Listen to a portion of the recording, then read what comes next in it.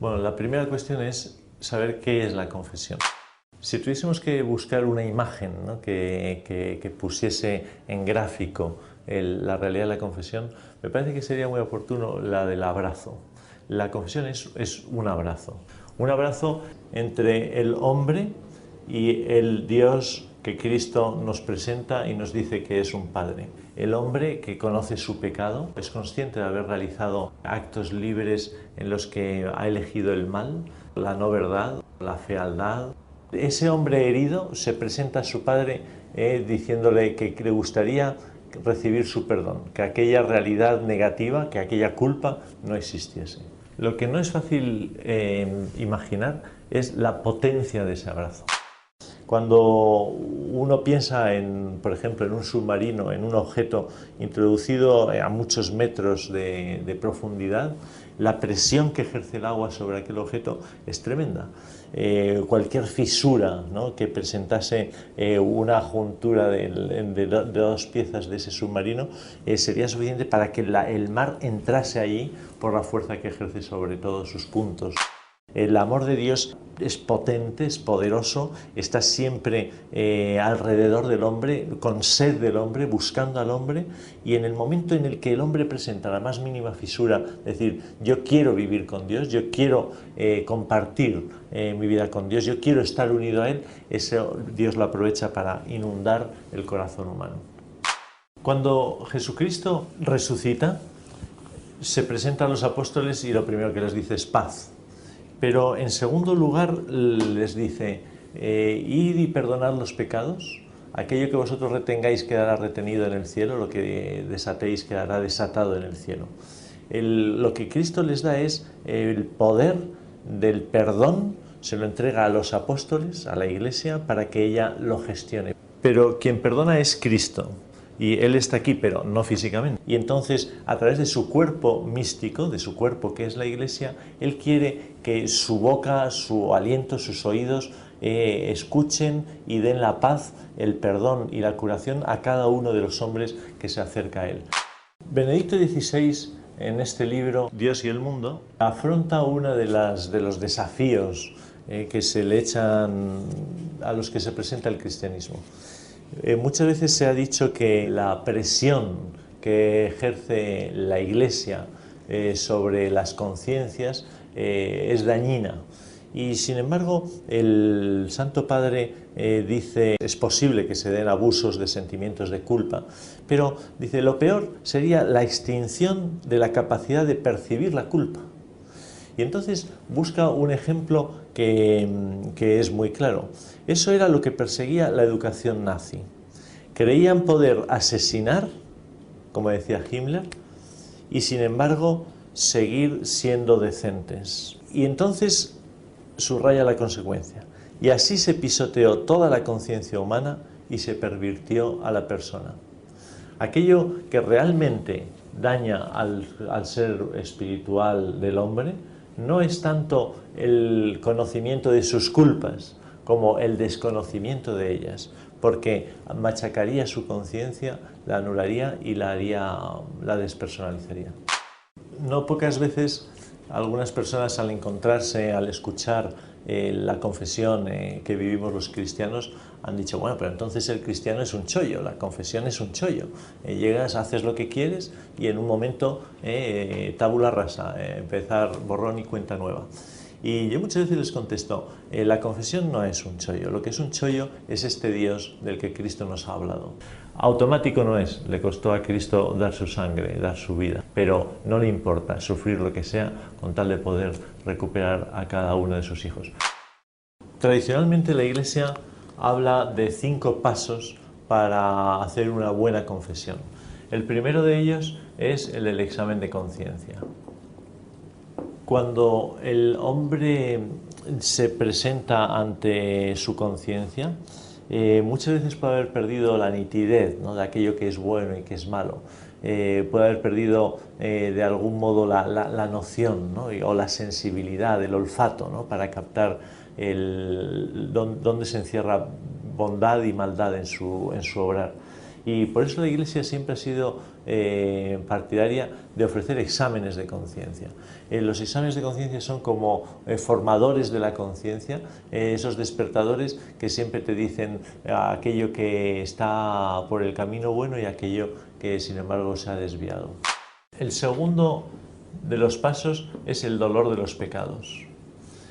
Cuando hablamos del dolor, muchas veces se nos viene a la cabeza los dolores físicos, el dolor de muelas, el dolor de estómago. No tiene nada que ver con esto.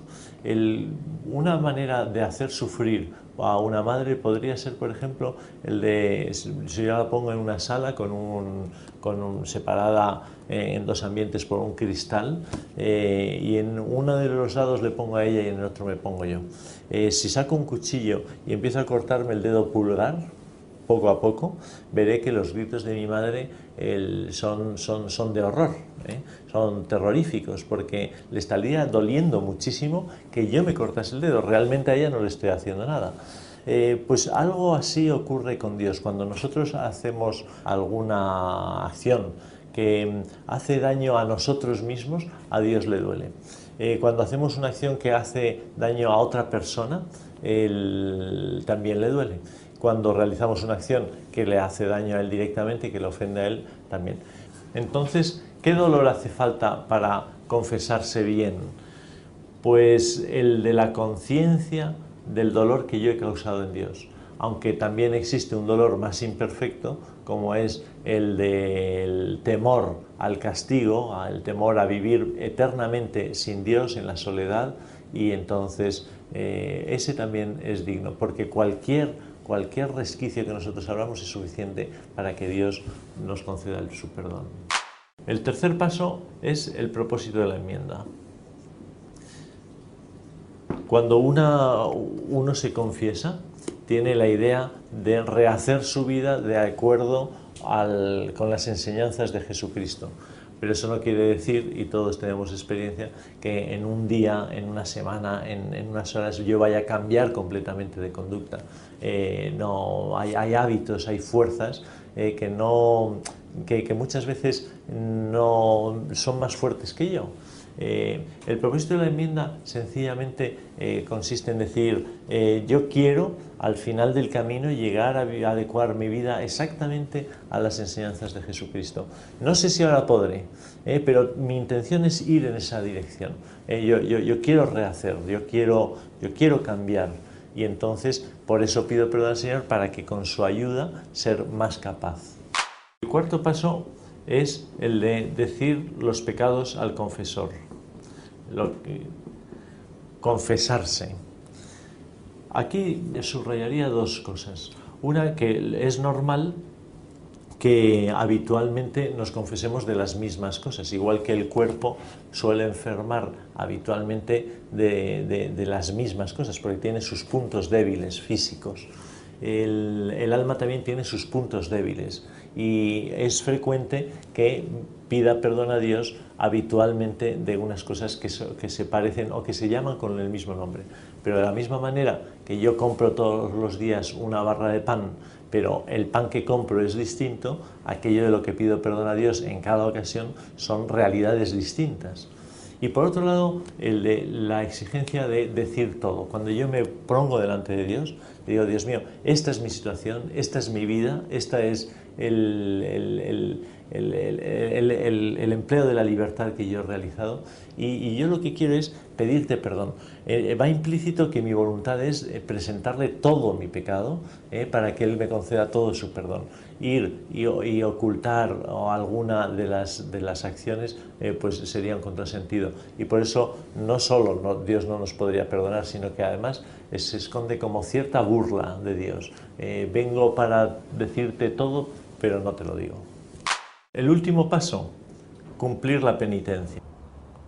Consistirá pues en unas oraciones, en unas acciones pequeñas que uno puede realizar con facilidad, y que son como los primeros pasos dentro de ese nuevo camino que se ha propuesto andar.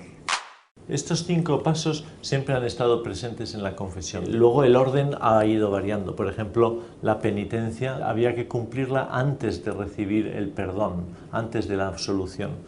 Pero la Iglesia profundizó y se dio cuenta, se podría interpretar o se podría llegar a la idea confundida de que el perdón lo obtengo por las obras de penitencia que he realizado. Y la Iglesia dijo, vamos a ponerla después. Primero, Dios nos concede el perdón a través de su Iglesia y es gratuito el perdón. Y luego la penitencia, más que un pago, es un comienzo de vida nueva.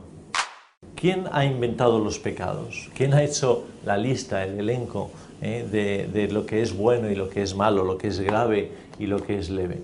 El pecado en sí mismo es aquellos actos que van en contra de la verdad del hombre, en contra del propio bien del hombre, en contra de una vida bella y buena.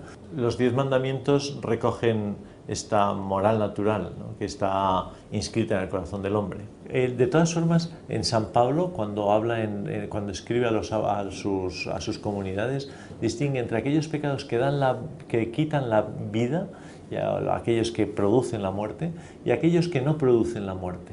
Y él especifica algunos de ellos.